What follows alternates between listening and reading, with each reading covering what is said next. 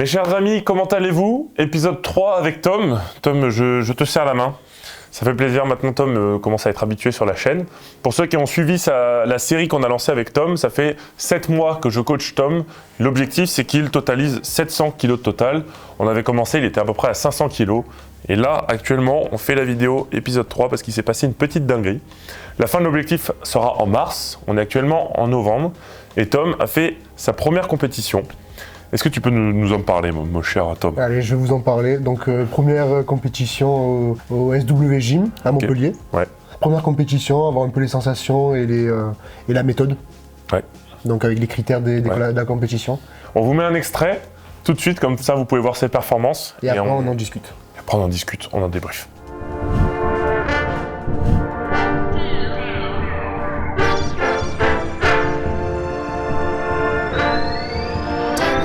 Refuse to lose, I'm born defiant. Solitude, I'm not reliant. Played it cool to keep shit low key, but really I'm a giant. Mama won't do no more crying. I ensured it, I endured it. Still recouping from the days I didn't text. Let's get into it. Always been a higher level, always been a bigger draw. Back then I didn't have the numbers.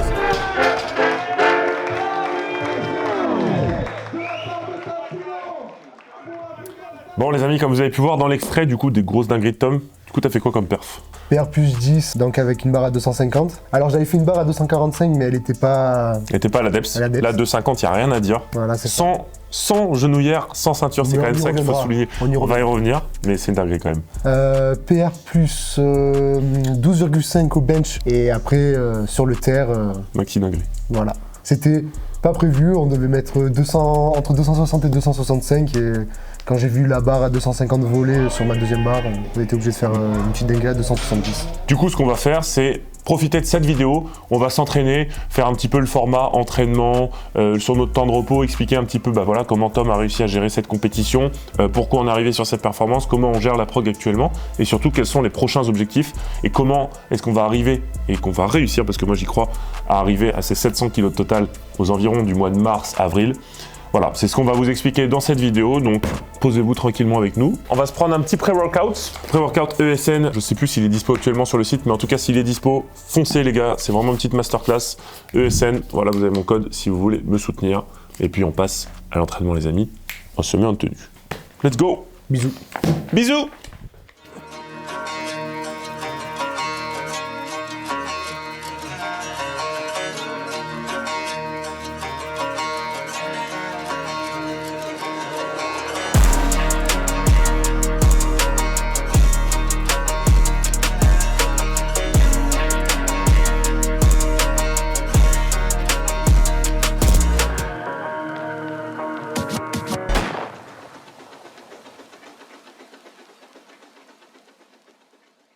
Faire 200 direct?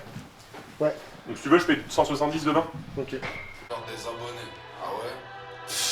Moi ça m'empêchera pas de m'aimer. Dans mon rang, dans ma vie, y'avait rien dans le centre. Une fontaine à pièces, jaune, un gémeaux, une micaline. Bah, ouais. Pour la gloire indépendant, on va dans les mains d'un vieux blanc qui les avance sur la secrétaire. Allez, Tom. Yes. Hop, allez, on y va, bien. Hop, yes. Hop, oui, monsieur.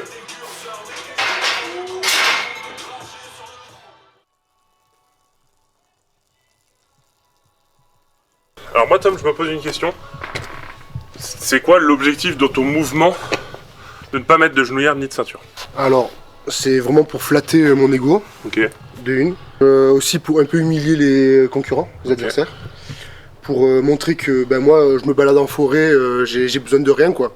Ok. Et voilà. Plus sérieusement, Ok. Non, en vrai, plus sérieusement. allez, plus sérieusement, quand j'ai commencé le power, je pense qu'il faut habituer son corps et son système nerveux à des charges lourdes.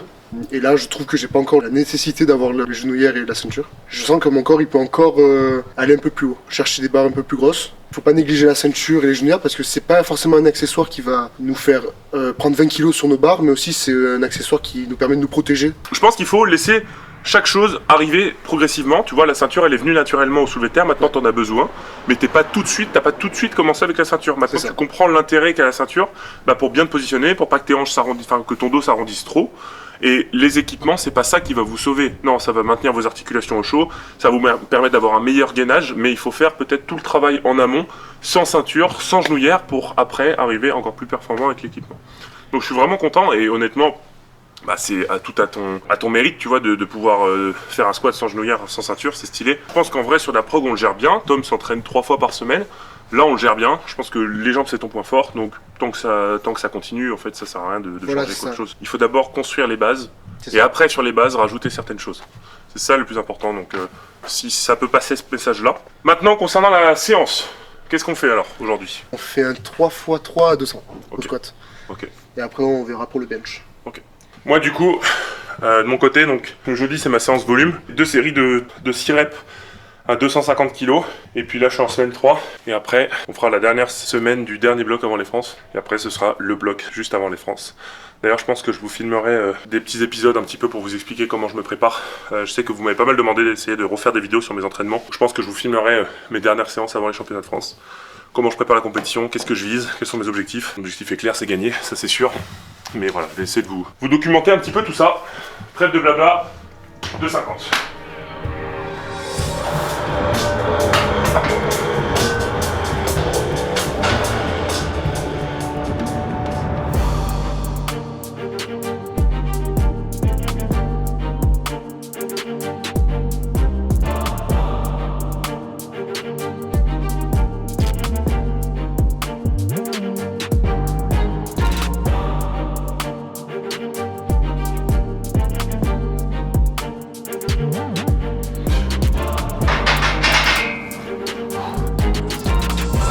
Bien. Allez, on y va. Encore. Allez, top. Allez, ça va progresser maintenant. On y va, gros. Yes, bien.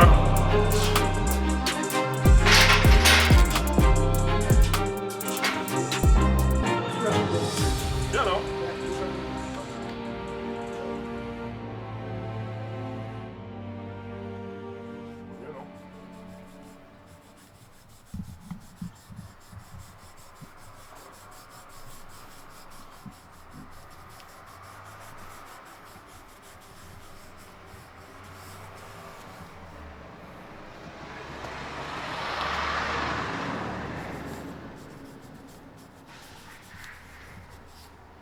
Mince. Ah, chiant. Oh waouh, il n'y a rien qui est youtubable. C'était si drôle. Ah, je suis mince. Le pire, c'est que je vais laisser des petits moments comme ça. Mais ce sera subtil.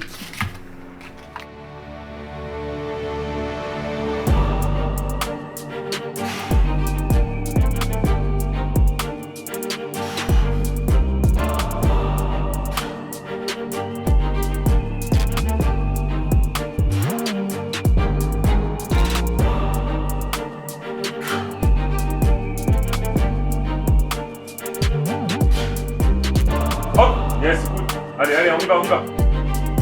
Hop, allez, pousse bien dans les talons. Hop, bien. Ah, je me permets de caler ça là, mes chers amis.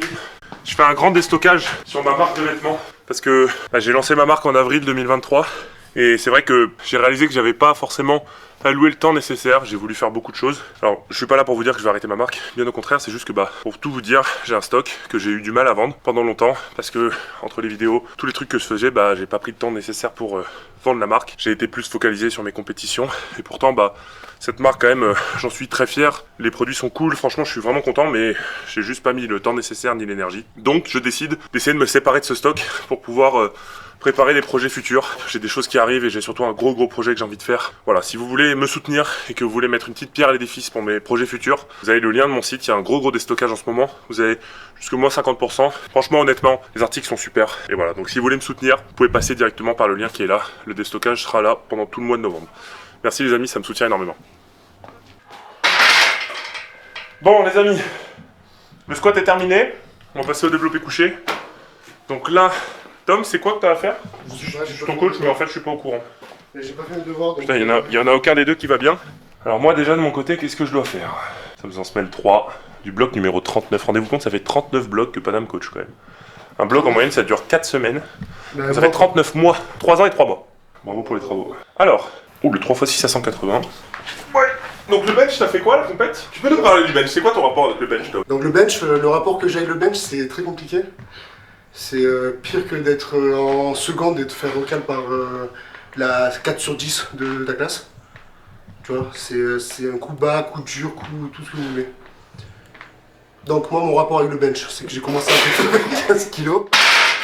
Tu peux pas rester sérieux, s'il te plaît. Ouais. Donc j'ai commencé à 95 kilos, j'ai stagné à 100 kilos pendant 2 blocs. J'ai passé les 100 kilos en entraînement. Après, je suis vite monté à 115. 115, je suis resté bloqué pendant 2-3 blocs aussi. J'ai passé 120 en 2 sets et close grip. Je me suis rendu compte que le close grip c'était pour moi, donc petit à petit, sans le dire au coach, je suis passé un peu en serré close grip. Ouais. Et la compétition, on hésitait entre 125 127, on a dit 127. Et elle est passée relativement bien, moi je trouve. Ouais. Parce que moi, ouais, beaucoup moins, hein, mais moi je trouve. T'as des notions mentionnées. Donc, je suis. Non mais c'est. C'est la première fois que ça me fait ça. C'est pas fait exprès, mais un peu quand même. Tu peux aller au coin s'il te plaît là? Donc mon 127, donc attends, j'en étais où? Attends, je relis mes notes. Ok. Donc, en fait, là où je suis pas bon, c'est vraiment sur le bas du mouvement. Une fois que j'ai passé les 50% du mouvement, c'est plus simple. Parce que je sais pas, je suis plus fort à un endroit, mais ça, j'ai un coach bidon qui m'explique rien du tout. Ouais. Donc voilà, je vais commencer là à 70 et j'ai un 4x3 à 105. Ah, t'as pris des mollets un peu, non? T'as vu? C'est vrai? Allez, tu peux revenir. Je veux dire un truc quand même par rapport au fait que Tom n'avait jamais fait ses 127 kg au bench.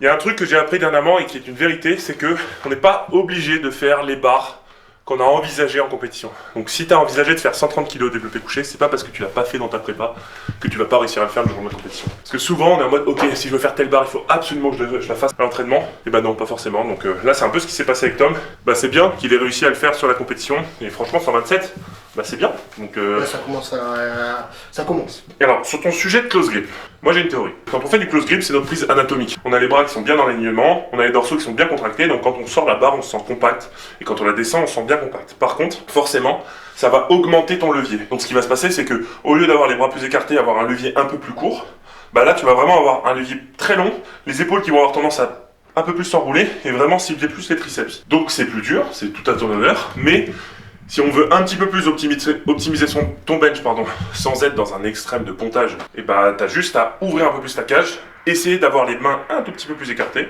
t'arriveras à mieux recruter tes pecs et que tu seras plus fort naturellement. Donc, peut-être que là c'est sur une charge jusqu'à 130, 135, mais peut-être qu'à 140 il faut que j'adapte cette méthode. Je pense pas que ce soit une histoire de charge, je pense que c'est surtout une histoire de comment tu veux évoluer. Donc moi je pense que c'est ce que je fais dans ma prog, et c'est un peu ce que je t'ai mis, c'est qu'il faut varier entre un peu de close grip et un peu de prise large. Et t'arriveras quand même à te rendre compte où est-ce que t'es plus fort. Et normalement, tu devrais être plus fort avec une prise un peu plus large.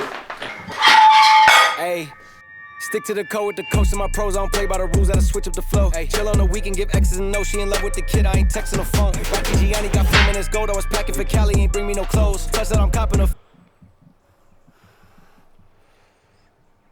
C'est important de se reconnecter.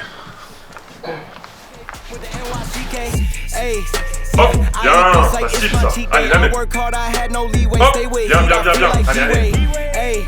Yeah, open Hop. flame, I had Yes. to cremate. She come back like instant replay. How the Greek can't stop the heat wave.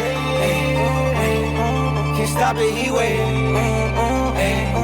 Can't stop the heat. The coast of my pros, I don't play by the rules, I switch up the flow. Chill on the weekend, give X's and no. She in love with the kid, I ain't texting the phone. Rocky Gianni got filming his gold, I was packing for Cali, ain't bring me no clothes. Plus that I'm copping a fit off the rip, met a chick from the net, and you know it's a switch. FaceTime me quick, so I know it's legit. After we meet up with her friends, they like what happened, you glowing and cracking the game, got the coach in the grip. Ouh, super violent.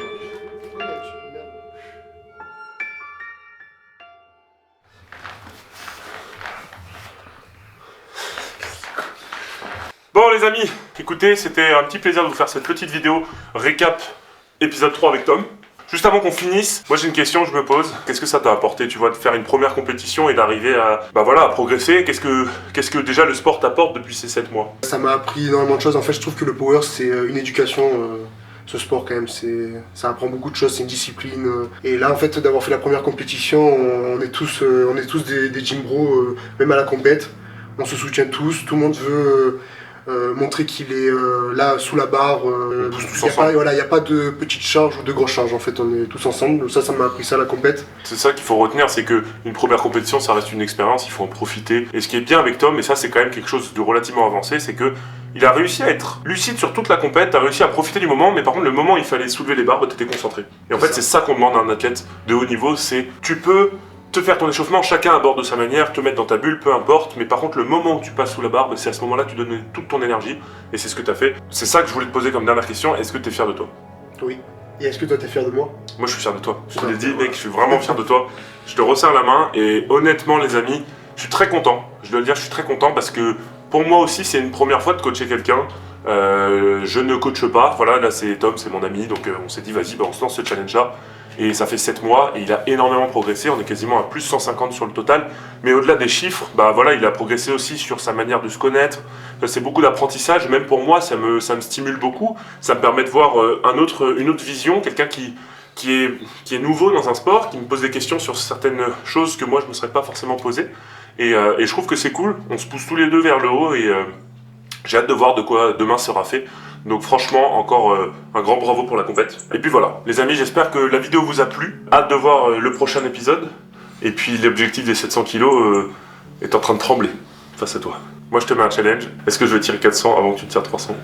Moi je pense que tu vas tirer 400 avant que tu tires 300, mais je pense que si tu tirais 400, je vais tirer les 300 dans la foulée.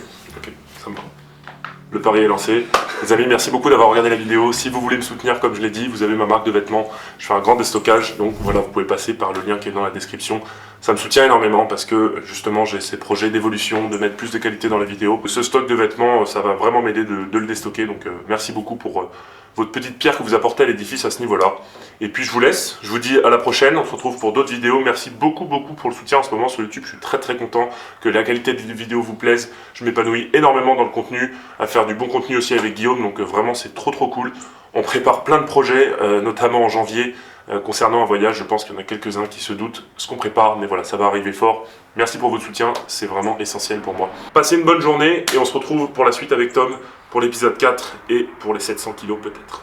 Allez, à plus. Ciao, tchuss. N'oubliez pas, restez forts les amis.